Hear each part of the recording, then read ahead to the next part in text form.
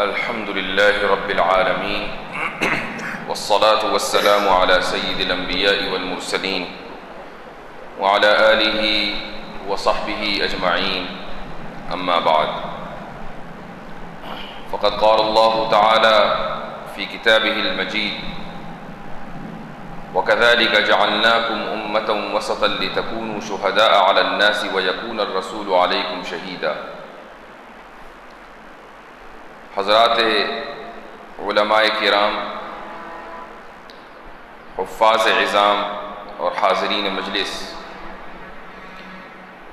آپ حضرات کے سامنے روبرو ہوتے ہوئے سعادت محسوس کر رہا ہوں کہ کچھ باتیں آپ حضرات کے سامنے رکھوں اور یہ باتیں اس طرح کی ہوں کہ خود میرے لیے بھی اور آپ کے لیے بھی انشاءاللہ تذکیر کا سامان ہو، چونکہ جو باتیں بھی کہی جائیں گی وہ دراصل وہی ہیں جو ہم نے اپنے بڑوں اور اپنے اساتذہ سے اور اپنے اکابر سے سیکھی ہیں۔ اس میں کوئی بھی بات نئی نہیں ہے۔ حقیقت تو یہ ہے کہ اگر کوئی نئی بات ہو تو وہ غلط ہے، کیونکہ نئی بات جس کو کبھی کسی نے کہا نہ ہو، سنا نہ ہو، اگر دین کے تعلق سے کہی جائے تو اس کا مطلب یہ ہے کہ اس میں ایک غلط اجتہاد کا دخل ہے جس کو بدعت کہا جاتا ہے۔ بات وہی صحیح ہے کہ جس کو پہلے سے کہا جاتا آ رہا ہو، جس کو آپ نے بڑوں سے سنا ہو اور انہوں نے اپنے بڑوں سے سنا ہو۔ قرآن کریم کی یہ آیت جو آپ حضرات کے سامنے میں نے پڑھی ہے، اس میں اس امت کو امت وسط کہا گیا ہے۔ وَكَذَلِكَ جَعَلْنَاكُمْ أُمَّةً وَسَطًا۔ لیکن سوال یہ ہے کہ وسط سے مراد کیا ہے؟ ایک حدیث ہے نبی کریم صلی اللہ علیہ وسلم کے بارے میں آتا ہے کہ كَانَ وَسَطًا فِي قَوْمِهِ، اور اس حدیث کی تشریح کرتے وقت بہت سے شارحین حدیث یہ کہتے ہیں کہ اَيْ أَشْرَفَهُمْ نَسَبًا، کہ وسطاً فی قومہ سے مراد یہ ہے کہ نسب کے اعتبار سے سب سے زیادہ شریف آپ صلی اللہ علیہ وسلم تھے۔ جو شرافت نسبی آپ علیہ الصلاۃ کو حاصل تھی وہ کسی اور کو حاصل نہیں تھی۔ اس کا مطلب یہ ہوا کہ وسط سے مراد ہے بہترین۔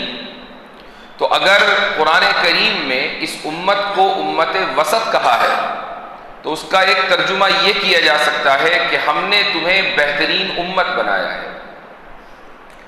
لیکن یہ سوال ذہن میں فوری آنا چاہیے کہ ایسی کیا وجہ ہے کہ ہمیں بہترین امت بنایا ہے؟ گوشت اور پوست تو ویسا ہی ہے جیسے کہ دوسرے لوگوں کا ہے۔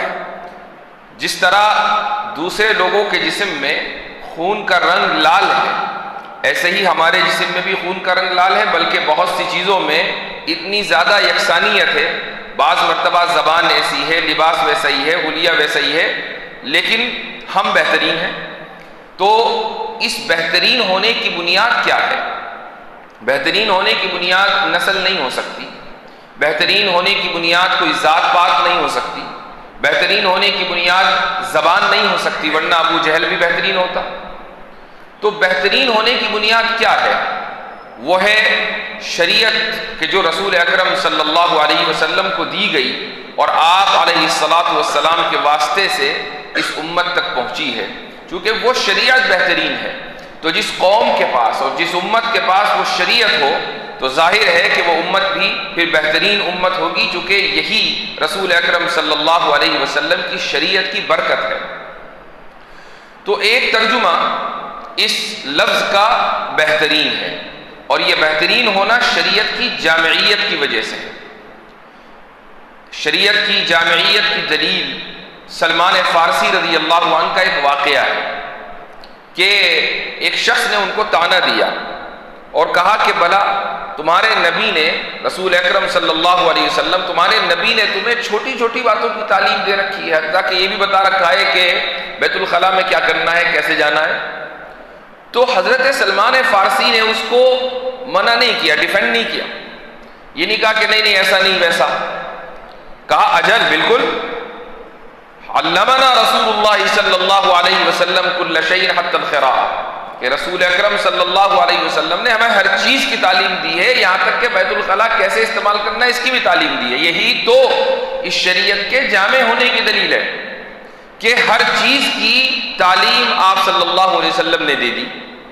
بازار میں بیع و شراء کیسے کرنی ہے اس کی تعلیم موجود ہے، کس طرح کی بیوع آگے چل کر وجود میں آئیں گی ان کے پہلے ہی سے اصولی احکام آپ صلی اللہ علیہ وسلم نے دے دی ہے۔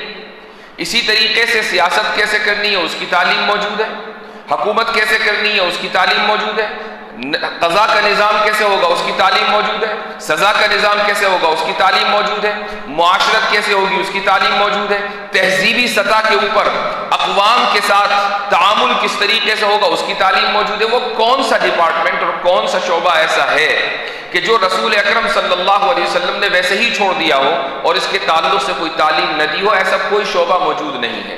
یہی شریعت کے جامع ہونے کی دلیل ہے۔ پھر اس جامع شریعت کے اگر آپ حامل بن جائیں اور آپ عالم اور متعلم بن جائیں تو پھر اس سے بڑھ کر اور فضیلت اس دنیا میں کیا ہو سکتی ہے؟ یعنی ایک تو یہ کہ اس امت کو جامع شریعت دی گئی تو پوری امت بہترین ہو گئی، پھر اس امت میں ایک طبقے نے اس بہترین شریعت کو سیکھا اور سکھایا تو وہ اس بہترین امت کا ایک بہترین طبقہ ہے۔ لیکن جتنا اللہ سبحانہ و تعالیٰ کی طرف سے انعامات میں اضافہ ہوتا ہے اتنا ہی ذمہ داریوں میں بھی اضافہ ہوتا ہے۔ یہ اس دنیا کا بھی اصول ہے اور اللہ سبحانہ و تعالیٰ کے دین کا بھی اصول ہے۔ آپ دیکھیں دنیا کا اصول کی میں مثال دیتا ہوں کہ کسی بھی ملک میں آپ جائیں اگر وہاں آپ کو سہولتیں زیادہ ہیں تو عام طور سے آپ کے اوپر ٹیکس بھی زیادہ ہوتا ہے۔ مثلا اگر آپ اس ملک میں یہ کہیں کہ بھئی سرکاری ہاسپٹلز ہیں، اسکولز ہیں، ان کی کوالٹی بڑی اچھی ہونی چاہیے کہ پرائیویٹ ہسپتالوں اور پرائیویٹ اسکولوں سے زیادہ ہو، تو پھر ٹیکس بھی زیادہ ہوگا، اور جب ٹیکس زیادہ ہوگا اور اس کی فیئر تقسیم ہوگی یعنی انصاف منصفانہ تقسیم ہوگی تو پھر کسی کو برا نہیں لگے گا کہ بھئی زیادہ لے رہے ہیں اور زیادہ دے رہے ہیں۔ یہ نہیں ہوگا کہ ٹیکس تو زیرو ہو اور سہولتیں اعلیٰ ہوں، یہ عام طور سے نہیں ہوتا ہے۔ جن ملکوں میں ٹیکس کم ہوتا ہے وہاں حکومت کی طرف سے سہولتیں کم دی جاتی ہیں۔ اس کی ایک مثال ہے اس ملک کی جہاں میں رہتا ہوں، امریکہ میں ٹیکس زیادہ نہیں ہے، یعنی دوسرے ملکوں کے مقابلے میں ٹیکس کم ہے، تو حکومت کی طرف سے جو سہولتیں دی جاتی ہیں وہ کم ہیں، اس لیے امریکہ کو ویلفیئر اسٹیٹ نہیں کہتے ہیں۔ لیکن اس کے مقابلے میں برابر میں کینیڈا ہے، کینیڈا میں خوب ٹیکس ہے تو خوب سہولتیں بھی ہیں، تو جتنی سہولتیں ہوں گی ٹیکس اتنا ہی زیادہ ہوگا، سہولتیں کم ہوں گی تو ٹیکس کم ہوگا۔ یہ صرف دنیا کا اصول نہیں ہے، یہ دین کا اصول بھی ہے کہ جتنے انعامات ہوں گے اتنی ہی ذمہ داریاں بھی ہوں گی۔ اگر انعامات کم ہے تو ذمہ داری کم ہے، انعامات زیادہ ہیں تو پھر ذمہ داریاں بھی زیادہ ہیں۔ آپ صلی اللہ علیہ وسلم کو سورۃ الضحیٰ میں اللہ سبحانہ و تعالیٰ نے چند انعامات آپ علیہ الصلوۃ والسلام پر جو کیے ہیں ان کا ذکر کیا ہے کہ الم یجدک یتیما فآویٰ ووجدک ضالا فہدیٰ ووجدک عائلا فاغنیٰ۔ یہ تین انعامات ہیں، اس کے بعد ذمہ داری آ گئی فوراً، فاما الیتیم فلا تقہر واما السائل فلا تنہر واما بنعمت ربک فحدث۔ تو تین انعامات ذکر کرنے کے بعد فوراً یہ کہا کہ اب یہ تین ذمہ داری آ گئی۔ تو اس سے یہ ثابت ہوا کہ دین اور دنیا دونوں کا ضابطہ یہ ہے کہ انعامات کی کثرت کا مطلب ہے ذمہ داری کا اضافہ۔ تو جب یہ انعام اللہ نے ہمیں اور آپ کو دیا ہے کہ اس کی شریعت کی کچھ سوجھ بوجھ ہمیں ہے، اور اللہ نے ہمیں موقع دیا ہے کہ کچھ سال ہم اپنے اساتذہ کے سامنے بیٹھ کر ہم نے شریعت کو سیکھا ہے، اور بہت سے ہم میں ایسے ہیں کہ جن کو یہ موقع ملتا ہے کہ وہ دوسروں کو شریعت سکھاتے ہیں، تو اس سے بڑھ کر اس دنیا میں کوئی دوسری فضیلت ہو نہیں سکتی۔ اور جب یہ فضیلت ہے تو پھر اسی کے مقابلے میں ذمہ داری بھی ہے۔ یہی وجہ ہے کہ جو آیت میں نے آپ کے سامنے پڑھی ہے، وسطا کا ایک ترجمہ آتا ہے انصاف والا، کہ ہم نے تمہیں منصفانہ یعنی انصاف والی امت بنایا ہے۔ اور اس کی دلیل ہے حضرت نوح علیہ السلام کے تعلق سے ایک حدیث میں آیا ہے کہ اللہ رب العزت کے سامنے روز قیامت میں حضرت نوح علیہ السلام سے پوچھا جائے گا کہ کیا آپ نے جو کام آپ کو سونپا گیا تھا، دعوت کا، تبلیغ کا، دین کی بات پہنچانے کا، کیا آپ نے یہ کام کر لیا؟ تو حضرت نوح فرمائیں گے کہ بالکل، جو کام، جو ذمہ داری مجھے دی گئی تھی وہ ذمہ داری میں نے ادا کی ہے۔ تو امت سے پوچھا جائے گا، حضرت نوح علیہ السلام کی قوم سے پوچھا جائے گا کہ کیا نوح علیہ السلام نے تم تک اللہ کا پیغام پہنچایا؟ وہ یہ کہیں گے کہ ما جاءنا من بشیر ولا نذیر، ہمارے پاس تو کوئی بشارت دینے والا، کوئی ڈرانے والا آیا ہی نہیں، ہم تو جانتے ہی نہیں کسی نبی اور رسول کو۔ تو حضرت نوح سے پوچھا جائے گا کہ آپ کے لیے کون گواہی دے گا؟ تو حضرت نوح فرمائیں گے کہ محمد صلی اللہ علیہ وسلم و امتہ، کہ محمد صلی اللہ علیہ وسلم اور آپ کی امت میرے لیے گواہ ہے۔ محمد صلی اللہ علیہ وسلم کا گواہ بننا تو سمجھ میں آتا ہے، لیکن یہ امت گواہ کیسے بنے گی؟ اس لیے کہ رسول اکرم صلی اللہ علیہ وسلم نے اللہ کا کلام حرف بحرف اس امت تک پہنچا دیا، اور اس کلام میں نہ کسی قسم کی تبدیلی ہے، نہ کوئی تحریف ہے، اور اس کلام میں ہمیں یہ ملتا ہے کہ حضرت نوح علیہ السلام نے اللہ کی بات اپنی قوم تک پہنچائی۔ اس طریقے سے ہم شہادت دیں گے حضرت نوح علیہ السلام کے حق میں۔ لیکن آپ حضرات بدیہی طور پر جانتے ہیں کہ کسی بھی گواہ کے لیے جو بنیادی کنڈیشن ہے، بنیادی شرط ہے، وہ ہے اس کا عادل ہونا، وہ ہے اس کا منصف ہونا۔ اگر شاہد میں عدالت نہیں ہے، اگر کسی گواہ میں عدالت نہیں، عدل نہیں ہے، تو پھر وہ اپنی شہادت سے ڈسکوالیفائی ہو جاتا ہے۔ یعنی جب کورٹ میں عدالت کے قاضی کے سامنے گواہوں کے اوپر جرح ہوتی ہے تو وکیل کی طرف سے یہ کہا جاتا ہے کہ یہ جو گواہ ہے یہ ڈسکوالیفائی ہے، اس کی وجہ یہ ہے کہ یہ جھوٹ بولتا ہے، اس کے اندر عدل نہیں ہے، اس کے اندر انصاف نہیں ہے۔ وکیل کی طرف سے جرحی اس بنیاد پر ہوتی ہے۔ اب اگر ہم یعنی اس امت کی حیثیت حضرت نوح اور دیگر انبیاء علیہ السلام کے حق میں گواہ کی ہے، اور گواہ کی بنیادی شرط یہ ہے کہ وہ عادل ہو، اعتدال اس کے اندر ہو، انصاف اس کے اندر ہو، تو پھر اس امت کے اندر انصاف کا ہونا ضروری ہے، اس امت میں عدل کا ہونا ضروری ہے۔ اگر اس امت میں عدل نہیں ہوگا، انصاف نہیں ہوگا، تو یہ امت گواہ نہیں بن سکتی۔ تو اس امت کے لیے جو تمغہ امتیاز ہے وہ ہے امت وسطیت۔ اور وسطیت کے دو معنی آپ حضرات کے سامنے آ گئے۔ ان میں پہلا معنی جامع شریعت کا حامل ہونا ہے۔ جامع شریعت کے بارے میں جیسے میں نے کہا کہ ہر میدان کے تعلق سے ہمیں اللہ رب العزت نے رہنمائی دی ہے، اس میں ایک میدان ہے قیادت کا۔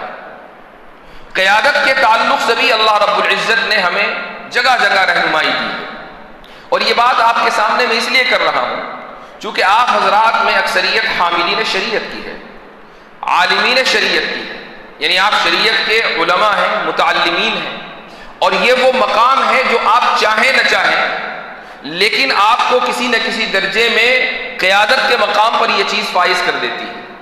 مثلا اگر آپ مسجد کے امام ہیں تو یہ بھی قیادت ہے، آپ اگر کسی محلے کے ذمہ دار ہیں تو یہ بھی قیادت ہے، آپ اگر شہر کے ذمہ دار ہیں تو یہ بھی قیادت ہے، آپ کسی تنظیم کو چلا رہے ہیں تو یہ بھی قیادت ہے، کچھ نہیں تو گھر کو ہی چلا رہے ہیں تو گھر کی قیادت بھی قیادت ہے۔ تو اگر یہ بات ہے تو پھر قیادت کے تعلق سے ہمیں کیا رہنمائی ملتی ہے، اس کے لیے ضروری یہ ہے کہ ہم قیادت کے معنی سمجھیں۔ قیادت کے معنی یہ نہیں ہے کہ ہمارے منہ میں جو آئے وہی صحیح ہو۔ قیادت کے معنی یہ نہیں ہے کہ ہم جو کہہ دیں اسی کو حرف آخر سمجھا جائے، یہ قیادت نہیں ہے۔ قیادت کے معنی ہے کہ اپنی ذمہ داریوں کو بحسن و خوبی ادا کرنا۔ اب یہ ذمہ داری کہاں سے آئی ہے؟ یہ ذمہ داری اللہ نے دی ہے، یہ ذمہ داری معاشرے نے دی ہے، یہ ذمہ داری اس تنظیم نے دی ہے کہ جس کی قیادت کو آپ نے قبول کیا ہے۔ یہ ذمہ داری بعض مرتبہ لوگ مل کر دیتے ہیں اور بعض مرتبہ شریعت کی طرف سے نافذ ہوتی ہے۔ جس طرح کی بھی ذمہ داری ہے اس کو بحسن خوبی انجام دینا ہی قیادت کا نام ہے۔ ورنہ ایک آدمی اگر یہ کہے کہ میں چونکہ قائد ہوں، اور قائد کا مطلب یہ ہے کہ جو میں کہوں گا وہ صحیح اور جو غلط کہوں گا وہ غلط، اگر اس قیادت کا نام یہ ہے تو پھر جتنے بھی لوگ اس قائد کے تحت زندگی گزارتے ہیں ایسے لوگوں کو ذہنی غلام تو کہا جا سکتا ہے، انسان نہیں کہا جا سکتا۔ اور اس کے لیے پھر یعنی کم سے کم اسلام میں اس کی گنجائش نہیں ہے۔ آپ نے دنیا میں ایک ملک ہے اس کا نام ضرور سنا ہوگا، نارتھ کوریا، شمالی کوریا۔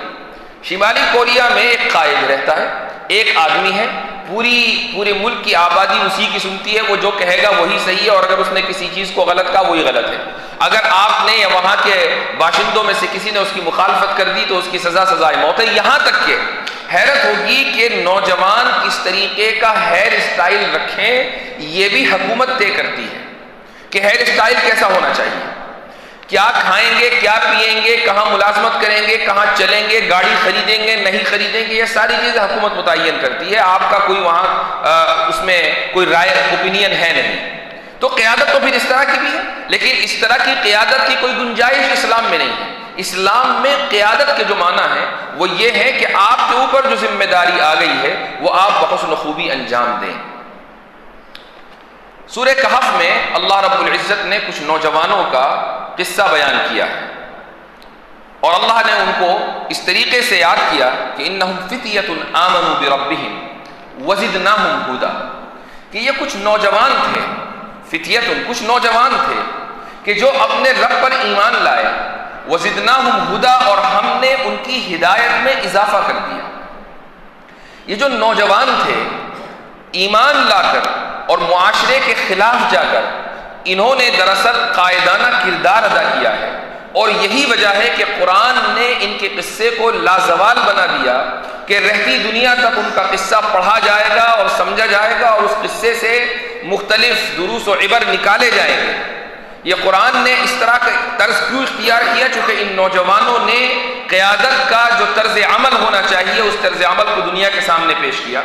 انہوں نے اپنی حکومت وقت کے سامنے جا کر یہ کہا کہ ہم شرک کا راستہ اختیار نہیں کریں گے، ہم ایک اللہ کو، ربنا رب السماوات والارض، ہم ایک رب کو مانیں گے اور اس کے علاوہ کسی کی عبادت نہیں کریں گے۔ اس زمانے کے بادشاہ نے بڑی محنت کی، خوب مناظرے ہوئے، ان کو ڈرایا دھمکایا، یہاں تک کہ نوجوانوں نے یہ سوچا کہ اگر ہم کسی محلے اور بستی میں رہے تو شاید ہمیں قتل کر دیا جائے، تو اپنی جان بچانے کے لیے وہ کسی غار میں چھپ گئے، اور 300 سالوں سے کچھ زائد تک اللہ رب العزت نے ان کو سلائے رکھا۔ پورا قصہ سورہ کہف میں موجود ہے۔ اس قصے میں چند باتیں ہمیں ملتی ہیں۔ پہلی بات تو ہمیں یہ ملتی ہے کہ بعض مرتبہ آپ دیکھتے ہیں کہ معاشرے میں کوئی چیز غلط ہو رہی ہے، لیکن آپ اس غلطی کے خلاف اس لیے بات نہیں کرتے کہ میں بات کروں گا تو لوگ میرے بارے میں پتہ نہیں کیا سمجھیں گے۔ اگر آپ کے ذہن میں یہ بات ہے تو اس کا مطلب یہ ہے کہ قائدانہ کردار جس میں اللہ رب العزت آپ کو دیکھنا چاہتا ہے، آپ نے خود اپنے آپ کو ڈسکوالیفائی کر دیا کہ میں تو قائد ہوں ہی نہیں۔ قائد کا کام ہی یہ ہے کہ اگر معاشرے میں وہ کسی برائی کو دیکھ رہا ہے تو ڈنکے کی چوٹ پر اس برائی کا اظہار کرے کہ یہ چیز غلط ہے۔ ہمارے استاد ابھی جن کا ذکر آیا، ذکر خیر، حضرت مفتی سعید پالنپوری نور اللہ مرقدہ، ان کی جو سب سے بڑی خصوصیت ہے، یوں تو بے شمار ان کی خصوصیات ہیں، ان کے جو شاگرد ہیں وہ ان کے سامنے جو دن رات رہے ہیں، ہر دن وہ حضرت کی نئی خصوصیت ڈسکور کرتے تھے، لیکن ایک چیز جو سب سے بڑا ان کا امتیاز ہے وہ یہ ہے کہ ڈنکے کی چوٹ پر جو بات ان کو صحیح لگتی تھی وہ کہتے تھے، ڈرتے کسی سے نہیں تھے۔ یہاں تک کہ دوران درس بھی بعض مرتبہ ایسا ہوتا تھا کہ ہم حیرت کرتے تھے کہ حضرت نے ایسی بات کہہ دی کہ شاید دوسروں کو بری لگے، شاید، اور دوسروں سے مراد عوام نہیں ہے، دوسروں سے مراد علماء ہے، چونکہ علماء کی مجلسوں میں بات ہو رہی ہے۔ اور مجھے اچھی طرح یاد ہے ایک مرتبہ غالباً میں سال سوم یا چہارم میں تھا، تو انعامی جلسے کے موقع پر حضرت مفتی سعید پالنپوری رحمہ اللہ نے ایک تقریر کی، اور اس تقریر میں کچھ باتیں اس طرح کی کہیں کہ جو بالکل صحیح تھی، اور وقت نے بتا دیا کہ وہ بالکل درست تھی، لیکن اس وقت اس موقع پر موجود کچھ اساتذہ کو وہ باتیں زیادہ سمجھ میں نہیں آئیں، اور چاہے میں گویا ہوں، لیکن حضرت نے اس کی پرواہ نہیں کی، جو بات ہے وہ ہے۔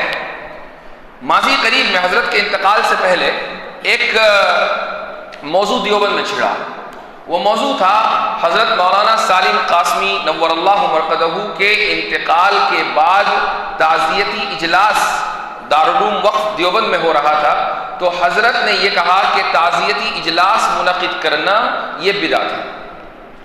اب تمام علماء اس تعزیتی اجلاس کے حق میں، بڑے بڑے نام، باقاعدہ تحریریں آ رہی ہیں، لیکن حضرت اپنے موقف کے اوپر ڈٹے ہوئے ہیں۔ ایک کتابچہ بھی حضرت نے لکھ دیا کہ جو بات محسوس کی کہ صحیح ہے تو وہ صحیح ہے. اب یہ نہیں ہے کہ اس کو چھپا کر بیٹھ جائیں گے. احقاق حق تو اسی طرح ہوتا ہے، اسی کو کہتے ہیں قائدانہ کردار. لیکن انسان ہوتا ہے اور بعض مرتبہ اس کو اجتہادی خطا بھی ہو جاتی ہے. ایسا ہم نے بارہا دیکھا کہ دوران درس حضرت مفتی صاحب آتے تھے اور کہتے تھے میں نے کل یہ بات کہی، میں نے غلط کہی، اور خود ہی رجوع بھی فرما لیا کرتے تھے. یہ طریقہ حضرت تھانوی رحمہ اللہ کے یہاں بھی ملتا ہے کہ حضرت تھانوی کے یہاں جو رسالہ چھپتا تھا ہر مہینے، اس میں باقاعدہ ایک سیکشن رجوع کا ہوتا تھا کہ ہم نے یہ فتویٰ دیا اب ہم رجوع کرتے ہیں، میں نے یہ بات کہی اب میں رجوع کرتا ہوں. یہ چیز ایسی خصوصیت اور ایسا امتیاز ہے کہ جو عام طور پر لوگوں میں نہیں ملتا ہے. اس کے لیے بہت زیادہ علم اور بہت زیادہ تواضع چاہیے. ہوتا یہ ہے کہ جب بہت زیادہ علم ہوتا ہے تو تواضع کم ہو جاتی ہے. اگر علم بھی زیادہ ہو، تواضع بھی زیادہ ہو، تو پھر انسان ولی کامل ہے. حضرت تھانوی رحمہ اللہ کے یہاں علم بھی خوب تھا اور تواضع بھی خوب تھی، اور یہی وجہ ہے کہ وہ اپنی باتوں سے اکثر و بیشتر اگر ان کو رجوع کرنا ہوتا تھا تو پبلک میں رجوع کرتے تھے کہ بھئی یہ بات غلط ہو گئی اب ہم رجوع کرتے ہیں. تو جو قائدانہ کردار ہے اس کا تقاضا یہ ہے کہ معاشرے میں اگر کوئی برائی ہے تو آپ ڈنکے کی چوٹ پر اس برائی کا اظہار کریں کہ یہ چیز غلط ہو رہی ہے. جس طریقے سے ان نوجوانوں نے اپنے معاشرے میں ایک برائی کو دیکھا اور اعلان کر دیا کہ ربنا رب السماوات والارض، ہم اس معاشرے کے اور اس تہذیب کے چکر میں پڑنے والے نہیں ہیں. یہ پہلی صفت قائد کے اندر ہونی چاہیے. قائد کے اندر جو دوسری صفت ہے وہ ہے عزم مصمم، کہ ایک چیز کو آپ نے طے کر لیا کہ یہ کرنا ہے تو وہ کرنا ہے. اگر عزم مصمم نہیں ہوگا تو آپ چھوٹے سے چھوٹا کام نہیں کر سکیں گے. یعنی آپ کو اگر تجارت بھی کرنی ہے تو آپ، اور عزم مصمم نہیں ہے اور دکان آپ نے شروع کی، کچھ بھی بیچ رہے ہیں آپ نے دیکھا کہ بھئی دکان زیادہ نہیں چل رہی، چلو یہ تجارت چھوڑ کر دوسری تجارت میں آپ نے 50-60 دن لگائے، زیادہ نہیں چل رہی تو تیسری تجارت. اس طریقے سے آپ تجارت بدلتے رہیں گے اور نقصان کرتے رہیں گے. عزم مصمم کا مطلب یہ ہے کہ ایک کام آپ نے شروع کیا اور آپ ڈٹ جائیں گے تو اللہ رب العزت کی مدد آئے گی. امام احمد ابن حنبل رحمہ اللہ کا واقعہ مشہور ہے. خلق قرآن کے موقع پر اس موضوع پر حضرت امام احمد ابن حنبل کو کیا کیا سزائیں نہیں دی گئیں. شروع میں معتصم باللہ نے امام احمد ابن حنبل کو ڈرایا نہیں تھا بلکہ پہلے سمجھانے کی کوشش کی تھی. کہا تھا کہ آپ بھی جس طریقے سے دوسرے علماء نے ہمارے حق میں فتویٰ دے دیا ہے اور بیعت کر لی ہے خلق قرآن کے مسئلے پر، آپ بھی بیعت کر لیں، کم سے کم خاموشی ہو جائے. امام احمد ابن حنبل نے کہا کہ نہیں، خاموش نہیں ہوں گے. حکومت وقت نے اگر ایک برے تصور کی سرپرستی کی ہے تو اس برے تصور کے خلاف بولا جائے گا. پھر معتصم نے ڈرایا، دھمکایا، جیل میں ڈالا، کوڑے برسے، لیکن امام احمد ابن حنبل عزم اور استقلال کا پہاڑ بنے رہے یہاں تک کہ معتصم کا انتقال ہو گیا. اس کے بعد دوسرا خلیفہ آیا، پھر تیسرا خلیفہ آیا. متوکل کے زمانے میں کہیں امام احمد ابن حنبل کی رہائی ہوئی. تو عزم مصمم کے ذریعے بڑے بڑے کام انجام پاتے ہیں. آپ دیکھیں کہ عزم مصمم کرنے کے لیے اور قائدانہ کردار ادا کرنے کے لیے کوئی ضروری نہیں ہے کہ آپ کی داڑھی سفید ہو چکی ہو اور آپ عمر رسیدہ ہو چکے ہو، یہ کوئی ضروری نہیں ہے. آپ ہمارے اکابر کو دیکھیں. دارالعلوم دیوبند جب قائم ہوا تھا، حضرت نانوتوی قدس سرہ کی کیا عمر تھی؟ 32-33 سال. 32-33 سال کی عمر میں حضرت حجت اللہ فی الارض امام قاسم النانوتوی نے دارالعلوم دیوبند قائم کیا تھا کہ جس کا اثر آپ اور اس کا جو نفع ہے وہ پوری دنیا میں ہے. حضرت نانوتوی تنہا نہیں تھے، کچھ لوگ اور بھی تھے، لیکن وہ سب بھی اسی عمر کے تھے. اس گروپ میں جو سب سے زیادہ عمر کی شخصیت تھی وہ تھے حضرت شیخ الہند کے والد مولانا ذوالفقار دیوبندی رحمہ اللہ، جن کی عمر 44 سال تھی. تو جو سب سے زیادہ عمر رسیدہ تھے وہ بھی 44 سال کے تھے اور باقی 32-33 سال کے سب جوان تھے.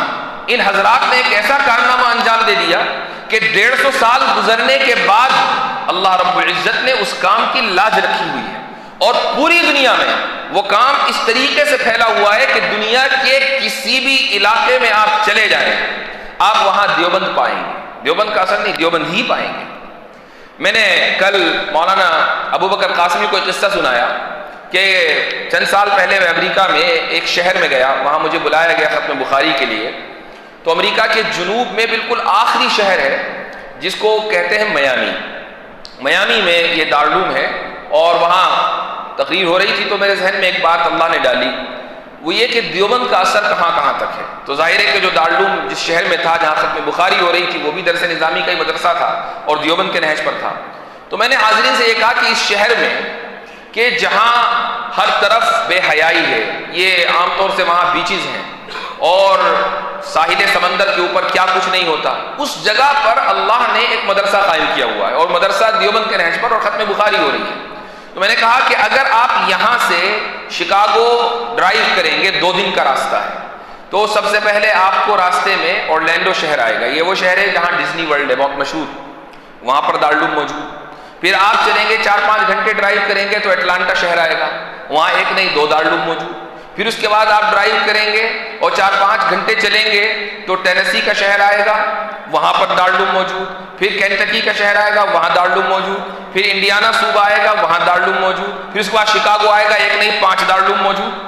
تو ہر 4-5 گھنٹے آپ چلیں، یعنی جیسے ہی بڑا شہر آئے گا وہاں دارالعلوم موجود ہے اور وہاں درس نظامی کی تعلیم ہو رہی ہے، علماء نکل رہے ہیں، حفاظ نکل رہے ہیں، اور سب کے سب اپنی سند رسول اللہ صلی اللہ علیہ وسلم تک علماء دیوبند کے واسطے سے ہی ملاتے ہیں۔ تو یہ تو امریکہ میں ہے، نیوزی لینڈ جانا ہوا، آسٹریلیا جانا ہوا، اللہ تعالیٰ مجھے بہت ساری جگہوں پر لے گیا اور ہر جگہ جو چیز میں نے محسوس کی وہ یہ کہ علماء دیوبند کے کاموں کی برکت وہاں تک پہنچی ہوئی ہے کہ جہاں انسان ابھی حال میں پہنچا ہے، علماء دیوبند کے کام وہاں پہنچ چکے ہیں۔ ایک واقعہ میں نے کل سنایا، آپ حضرات کو بھی سنا دوں۔ چند سال پہلے میرے پاس ایک ہمارے درسی ساتھی نے فون کیا، تو انہوں نے اپنا تعارف کرایا، کہنے لگے کہ میں ریپبلک آف کانگو سے بات کر رہا ہوں۔ تو یہ لفظ بھی میں نے اس دن پہلی مرتبہ سنا، میں نے کہا بھائی یہ ملک کہاں ہے کانگو؟ انہوں نے کہا یہ افریقہ میں ہے۔ تو اور آپ وہاں کیا کر رہے ہیں؟ کہنے لگے کہ یہ مشورہ ہوا تھا کہ وہاں ایک مدرسہ کھلا ہے اور کسی عالم کی ضرورت ہے، تو میں چند سال پہلے کوئی 10-12 سال پہلے یہاں آ گیا تھا، یہاں پڑھاتا ہوں۔ تو میں نے وہاں کے حالات ان سے فون پر جانے کہ کس طرح کا ملک ہے، کہنے بہت پچھڑا ہوا ملک ہے، سڑکیں بھی نہیں ہیں، بس ویسے ہی پورا ملک ایسا ہی ہے مٹی میں۔ تو وہاں پر یہ مدرسہ قائم ہوا ہے اور ہم یہاں پر پڑھاتے ہیں 10-12 سال سے، اور الحمدللہ مقامی آبادی میں اب کچھ علماء پیدا ہو گئے ہیں اور اب مقامی زبان میں وہ درس نظامی کی تعلیم دے رہے ہیں۔ تو مجھے بڑی حیرت ہوئی اور میں نے ان کو دعائیں دی، تو اس پر انہوں نے ایک بات اور کہی، انہوں نے کہا کہ یہاں پر ایک مدرسہ اور ہے اور وہاں پہنچنے کا راستہ آسان نہیں ہے۔ وہ راستہ کچھ یوں ہے کہ کانگو کی جو راجدھانی ہے وہاں پر امریکہ سے ایک جہاز آتا ہے میڈیکل سپلائز لے کر، دوائیں لے کر۔ یہ جہاز یہاں لینڈ کرتا ہے، اس میں 2-3 سیٹیں خالی ہوتی ہیں، یہاں سے پھر 1 گھنٹے کی فلائٹ ہے جہاں پر امریکہ کا ایک ہاسپٹل ہے، اس ہاسپٹل میں یہ دوائیں آتی ہیں اور اس لیے آتی ہیں تاکہ لوگوں پر ان دواؤں کے تجربات کیے جائیں۔ یہ گورے بھی بڑے عجیب و غریب ہیں، پہلے کالوں کے اوپر تجربے کرتے ہیں کہ پہلے ان کو مارو، اس کے بعد جب پتہ چل جائے گا کہ یہ مرے ہیں کہ زندہ، پھر ہم دوا استعمال کریں گے اپنے یہاں، تو وہ دوائیں وہاں بھیجتے ہیں۔ تو وہ جو 2-3 سیٹیں جہاز میں خالی ہوتی ہیں اس جگہ جہاز کے ذریعے پہنچا جاتا ہے، وہاں سے پھر 8 گھنٹے پہاڑوں پر گھوڑوں کے ذریعے جاتے ہیں۔ وہاں پہ ایک مدرسہ ہے، وہاں پر بھی ہمارا ایک ساتھی دارالعلوم دیوبند کا فاضل موجود ہے۔ اب ذرا تصور کریں کہ کہاں کہاں اللہ رب العزت نے ان اکابر کا فیض پہنچایا ہے۔ اسی لیے میں نے کہا کہ کوئی ایسا نہیں ہے کہ یہ 70 80 90 سال کے حضرات تھے کہ انہوں نے پوری زندگی کے تجربات کو ماحصل دارالعلوم دیوبند کی شکل میں امت کے سامنے پیش کر دیا تھا۔ یہ ان کے عملی زندگی کا آغاز تھا۔ 30-32 سال کی عمر میں انسان ہمارے دور میں اپنی عملی زندگی کا آغاز کرتا ہے اور سیٹل ہوتا ہے۔ اس وقت انہوں نے امت کو وہ تحفہ دے دیا کہ جس کے اثرات اور جس کی برکات اس وقت پوری دنیا میں ہم محسوس کر رہے ہیں۔ تو یہ ہے عزم مصمم کی برکات کہ ایک چیز کا ارادہ کر لیا، کرنا ہے تو کرنا ہے، اور اس کے پیچھے لگ گئے اور اس کو پوری دنیا کے اندر پہنچا دیا۔ اسی طریقے سے ایک اور ہدایت جو ہمیں قیادت کے تعلق سے ملتی ہے وہ یہ ہے کہ ہم دوسروں کے لیے نافع بنیں۔ اگر ہم دوسروں کے لیے نافع نہیں ہیں، قرآن کریم کیا کہتا ہے کہ فَأَمَّا الزَّبَدُ فَيَذْهَبُ جُفَاءً وَأَمَّا مَا يَنفَعُ النَّاسَ فَيَمْكُثُ فِي الْأَرْضِ، اور قرآن میں لفظ الناس ہے، یعنی وَأَمَّا مَا يَنفَعُ الْمُسْلِمِينَ، کہ جو مسلمانوں کے لیے جو چیز نفع بخش ہوگی وہ باقی رہے گی اور جو نہیں ہوگی وہ چلی جائے گی. نہیں، اللہ یہ کہہ رہا ہے وَأَمَّا مَا يَنْفَعُ النَّاسِ، کہ الناس کے لیے، لوگوں کے لیے جو چیز نفع بخش ہوگی وہ باقی رہے گی اور باقی جھاگ بن کر اڑا دی جائے گی. ہم جس معاشرے میں رہتے ہیں وہاں ہم تنہا نہیں ہیں، اور ہماری امت وسط ہونے کی حیثیت سے ایک ذمہ داری یہ بھی ہے کہ ہم اپنے اقوال سے نہ صحیح، کم سے کم اپنے کردار اور اپنے افعال سے رسول اکرم صلی اللہ علیہ وسلم کا پیغام دوسروں تک پہنچا دیں. اگر اقوال سے پیغام پہنچانے پر کہیں روک ٹوک ہے تو کردار سے پیغام پہنچانے پر تو کوئی روک ٹوک نہیں ہے. وہ کردار سے پیغام کیسے پہنچے گا؟ وہ دوسروں کو نفع دے کر پہنچے گا.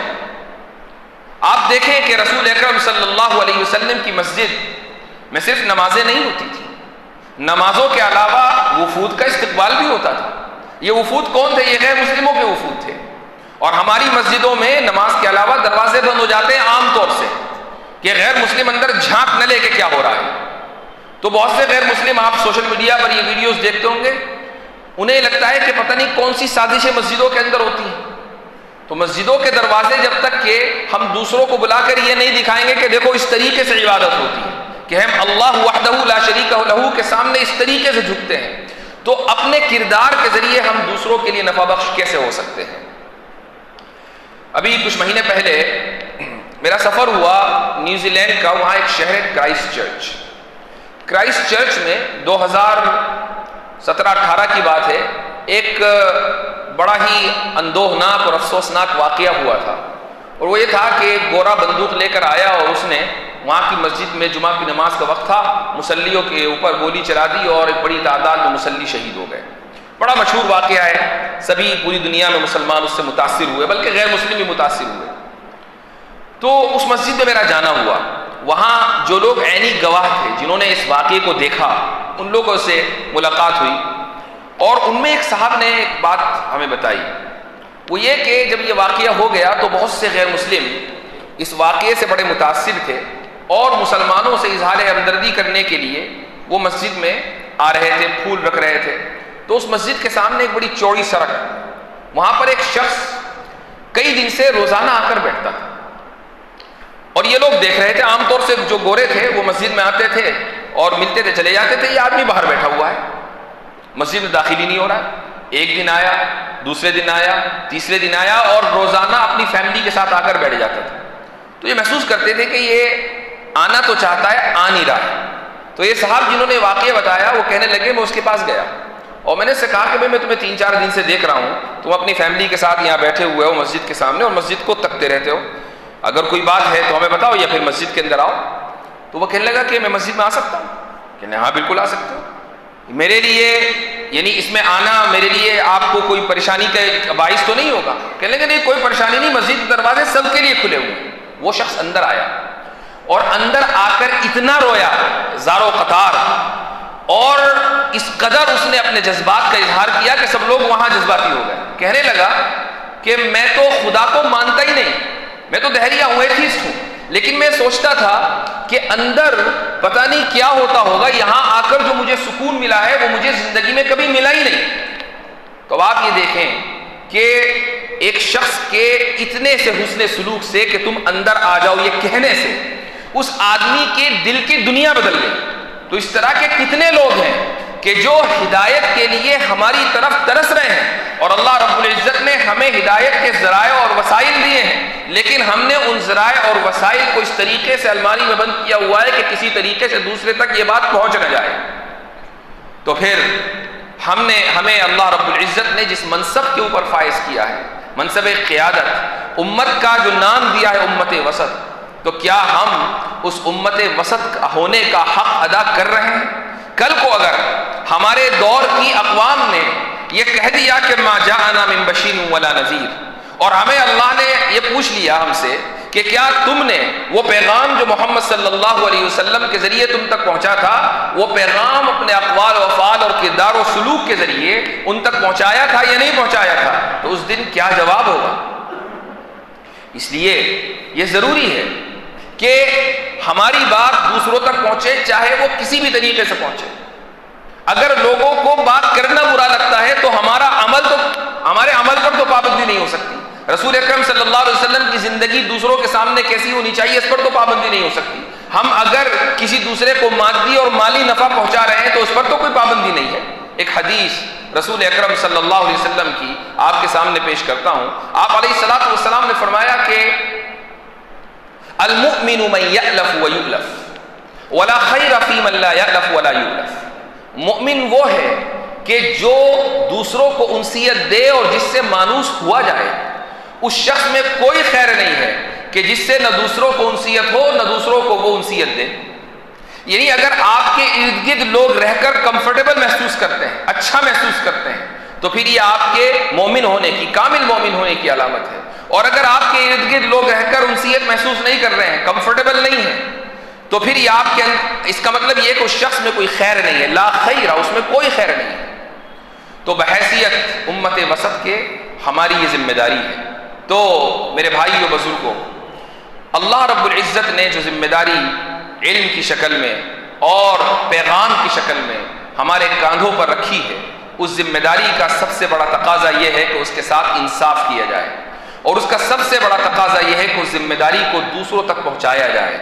ماشاء اللہ درس نظامی کی شکل میں, کتابوں کی شکل میں ایک بڑی تعداد اس ذمہ داری کو ادا کرتی ہے, لیکن صرف اتنا ہی نہیں ہے, صرف وہ طلبہ ہی مستحق نہیں ہیں آپ صلی اللہ علیہ وسلم کی باتوں کے سننے کے کہ جو آپ کے سامنے درسگاہ میں آ کر بیٹھ گئے. پوری دنیا اس بات کی مستحق ہے کہ جو علم اللہ رب العزت نے آپ کو دیا ہے وہ علم ان تک پہنچے. آپ ایک آدمی تک پہنچا سکیں, ایک آدمی تک پہنچائیں, آپ 100 آدمی تک پہنچا سکیں تو 100 تک پہنچائیں. ایک میدان ایسا ہے کہ جس کو ہم لوگوں نے بالکل خالی چھوڑا ہوا ہے, لا خیرہ چھوڑا ہوا ہے. وہ میدان ہے دوسروں تک دین کی دعوت کا.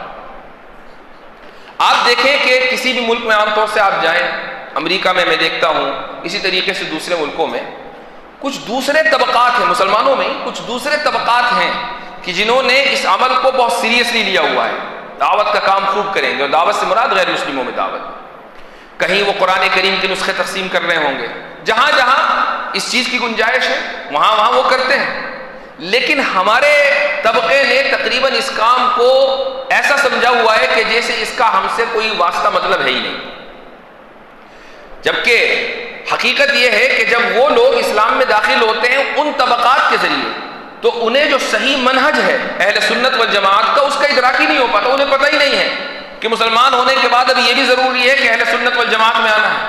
بھائی اہل سنت والجماعت میں آئیں گے کیسے؟ اگر کسی قادیانی کے ذریعے سو کالڈ اسلام میں وہ داخل ہوئے ہوں گے, نام نہاد اسلام میں اگر وہ کسی قادیانی کے ذریعے داخل ہوئے ہوں گے تو قادیانی بنیں گے. کسی شیعہ کے ذریعے نام نہاد اسلام میں داخل ہوئے ہوں گے تو یہ شیعہ بنیں گے. اور اگر اہل سنت والجماعت کے ذریعے اسلام میں داخل ہوں گے تو اہل سنت والجماعت بنیں گے. تو اس میدان میں بھی کام کرنے کی ضرورت ہے. یہ چند گزارشات ہیں جو ذہن میں آئیں, یہ وہی باتیں ہیں جو ہم نے اپنے بڑوں سے سیکھی ہیں, اور میں نے یہ ذمہ داری محسوس کی کہ وہ باتیں جو میں نے اپنے بڑوں سے سیکھیں اور ان کی کتابوں میں پڑھیں یہ آپ حضرات کے سامنے رکھ دی جائیں. اس میں کوئی بات اگر ناگوار گزری ہو تو میں معذرت خواہ ہوں. دعا کرتا ہوں کہ اللہ رب العزت ہمیں دین کے اوپر چلائے اور دین کو دوسروں تک پہنچانے کی توفیق عطا فرمائے. جزاکم اللہ خیر الجزاء, وآخر دعوانا الحمد للہ رب العالمین.